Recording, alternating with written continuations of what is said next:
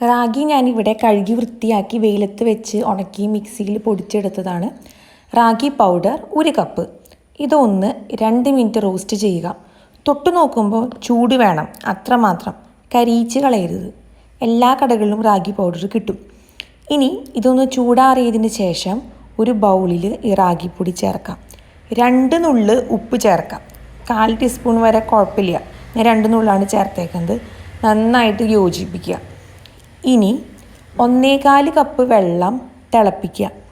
വെള്ളം തിളച്ച് മറിയുമ്പോൾ റാഗിപ്പൊടിയിലോട്ട് ഈ വെള്ളം കുറേശ്ശെ ചേർത്ത് ഇളക്കി യോജിപ്പിക്കുക.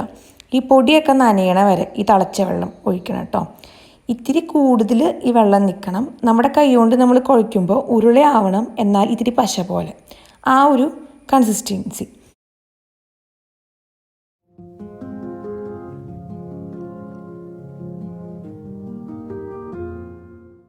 ഇനി ഇത് 15 മിനിറ്റ് അടച്ച് വയ്ക്കാം. ഇലയുടെ ഉണ്ടാക്കാൻ വേണ്ടിയിട്ട് അത് നന്നായിട്ട് കഴുകി വൃത്തിയാക്കാം.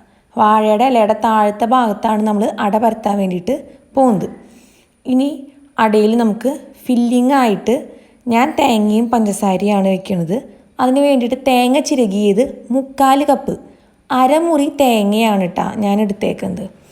ഇനി 4 ടേബിൾ സ്പൂൺ പഞ്ചസാരയും 1/2 ടീസ്പൂൺ ഏലക്ക പഞ്ചസാര ചേർത്ത് നന്നായി പൊടിച്ചതും ചേർത്ത് ഇതിലോട്ട് യോജിപ്പിക്കുക. നന്നായിട്ട് യോജിപ്പിച്ച് വയ്ക്കുക. ഈ ശർക്കരയും തേങ്ങയും കൂട്ടി യോജിപ്പിച്ച് അത് ഫില്ലിംഗ് ആയിട്ട് വെക്കുക. അല്ലെങ്കിൽ പൊടിയിൽ ശർക്കരപ്പാനി അല്ലെങ്കിൽ നമ്മുടെ പൊടിയിൽ ശർക്കരപ്പാനി ഒഴിച്ചിട്ട് തേങ്ങയും കൂടി മിക്സ് ചെയ്തിട്ട് ഇലയിൽ പരത്തിയിട്ട് ഉണ്ടാക്കാം. അങ്ങനെ, അതായത് പ്ലെയിനായിട്ട് ഫില്ലിംഗ് ഇല്ലാണ്ട് റാഗി പൊടിയിൽ നമ്മുടെ ശർക്കരയും തേങ്ങയും കൂടി മിക്സ് ചെയ്തിട്ട്, അത് ഓരോരുത്തരുടെ ഇഷ്ടമാണ്. ഈ ശർക്കരയും തേങ്ങയും കൂട്ടി യോജിപ്പിച്ചുണ്ടാക്കുമ്പോൾ ശർക്കര നൂൽ പരുവത്തിലാവുമ്പോഴാണ് കേട്ടോ നമ്മൾ ഈ തേങ്ങ ഇട്ടിട്ട് ഇളക്കേണ്ടത്.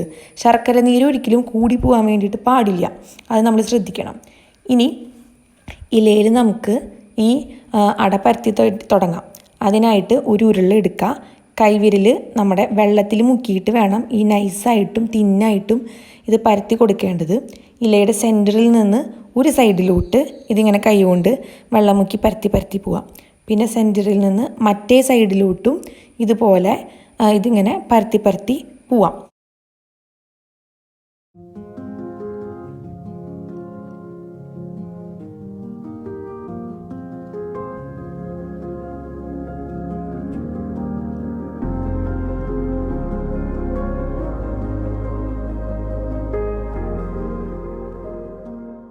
ഇനി ഇതിൻ്റെ മേലോട്ട് നമ്മൾ തയ്യാറാക്കി വെച്ചേക്കണ ഫില്ലിങ് വെച്ച് കൊടുക്കാം. ഈ തേങ്ങയും പഞ്ചസാരയും അത് അധികം സമയം നമ്മൾ പുറത്ത് വെച്ച് കഴിഞ്ഞാൽ ഈ വെള്ളൂറും. അതുകൊണ്ട് ഈ തേങ്ങയും പഞ്ചസാരയും അപ്പം തന്നെ നമ്മൾ മിക്സ് ചെയ്യുന്നതാണ് ബെസ്റ്റ് കേട്ടോ, ഇലയിൽ പരത്തിനേക്കാൾ മുമ്പ്. അപ്പോൾ കൂടുതൽ എണ്ണം വേണ്ടവർക്ക് 2 കപ്പ് റാഗിപ്പൊടി എടുക്കാം. എന്താ വെച്ചാൽ എനിക്ക് 1 കപ്പ് റാഗിപ്പൊടിയിൽ നിന്ന് ഒരു മീഡിയം സൈസ് അടയാണ് കിട്ടിയത്.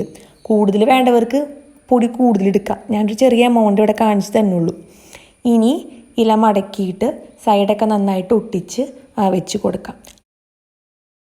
അപ്പച്ചെമ്പിൽ നമ്മൾ സ്റ്റീം ചെയ്യാൻ വേണ്ടി പോണ പാത്രം ഏതാണോ അതിൽ വെള്ളം തിളച്ച് സ്റ്റീം വരുമ്പോൾ ഈ ഇലട വെച്ച് കൊടുക്കാം.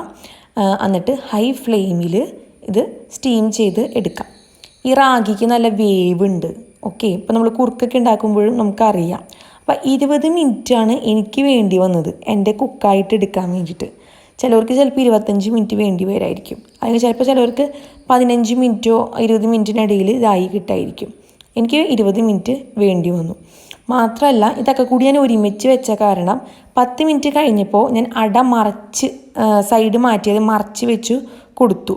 ഓക്കെ, ഇനി കുക്കായിട്ട് കഴിയുമ്പോൾ ഈ ഇലയുണ്ടല്ലോ അത് ഈ അടയമേന്ന് ശരിക്കും വിട്ടുവരും. നമ്മളിങ്ങനെ എടുക്കുമ്പോൾ നല്ല ചൂടുണ്ടാവും കേട്ടോ, അതുകൊണ്ട് ശ്രദ്ധിക്കണം. മാത്രമല്ല ഈ ഇല വാടിയ പോലെ ഇരിക്കും. അതിൻ്റെ കളറ് നല്ല പച്ച കളറുള്ള ഇല എന്ന് പറയുന്നത് അതൊരു വാടിയ പോലെ ആവും. അപ്പോൾ നമ്മൾ ഗ്യാസ് ഫ്ലെയിം ഓഫ് ചെയ്യുക. അടച്ച് വെച്ച് കഴിഞ്ഞാൽ ഈ അപ്പച്ചെമ്പ് അല്ലെങ്കിൽ നമ്മൾ മൂടി വെച്ച് കഴിഞ്ഞാൽ ഈ സ്റ്റീം അടിച്ച് ഈ അടയുടെ മേലേക്ക് വീണ്ടും വെള്ളം വീഴും. അതുകൊണ്ട് അപ്പച്ചെമ്പ് നമ്മൾ തുറന്ന് വയ്ക്കണം. അപ്പോൾ വീഡിയോ ഇഷ്ടമാണെങ്കിൽ എല്ലാവരും എൻ്റെ ചാനൽ സബ്സ്ക്രൈബ് ചെയ്യുക, ഈ വീഡിയോ ഷെയർ ചെയ്യുക. 4 മണിക്ക് ഇതിൽ പരം ഹെൽത്തിയായ ഒരു ടേസ്റ്റിയായ വേറെ ഒന്നുമില്ല കഴിക്കാൻ വേണ്ടിയിട്ട്. അതുപോലെ തന്നെ നമ്മൾ അരിപ്പൊടി കൊണ്ട് ഉണ്ടാക്കുന്ന ഇലയുടെ അത്രയ്ക്കും തന്നെ ഒപ്പം തന്നെ ഈ റാഗിയുടെ അടിയും നിൽക്കും. എല്ലാവരും ഉണ്ടാക്കി നോക്കണം. ഇത് വായിലിട്ട് കഴിഞ്ഞാൽ അലിഞ്ഞു പോകും. നല്ല ചോക്ലേറ്റിൻ്റെ കളറുമാണ്, നല്ല ടേസ്റ്റാണ്. Okay, thank you.